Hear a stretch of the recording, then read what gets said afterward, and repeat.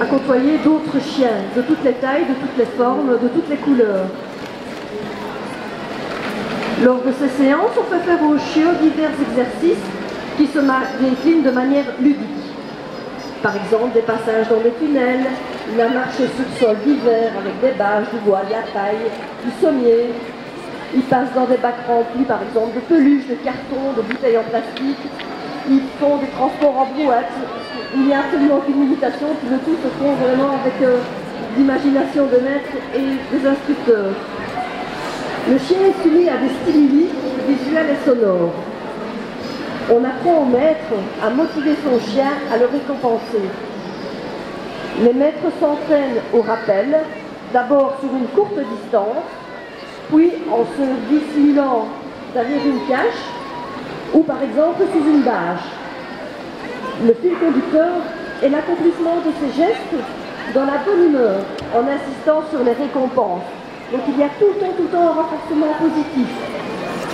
Il n'y a aucune sanction à ce stade, sauf en cas d'agression. Toute agression envers un être humain ou un...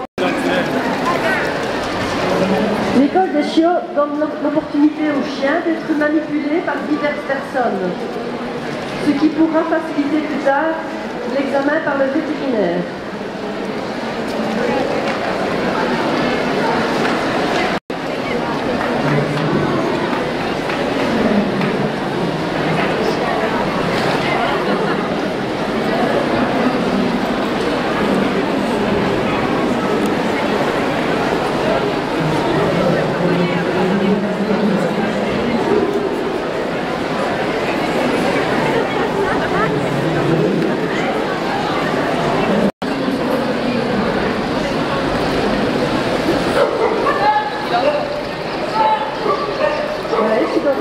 De rappel caché.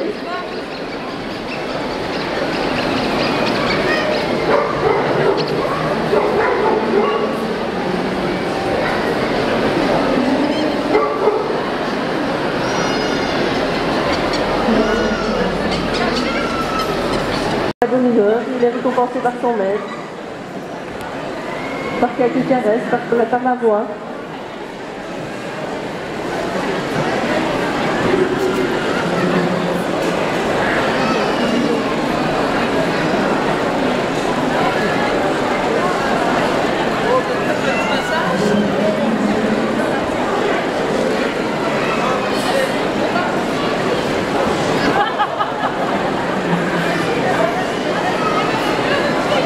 La situation est une expérience nouvelle.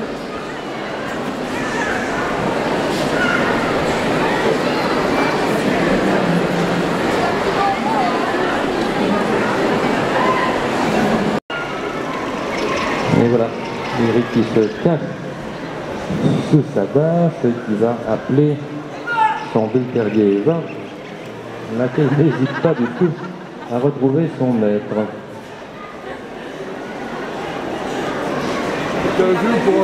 Même exercice pour Tidou.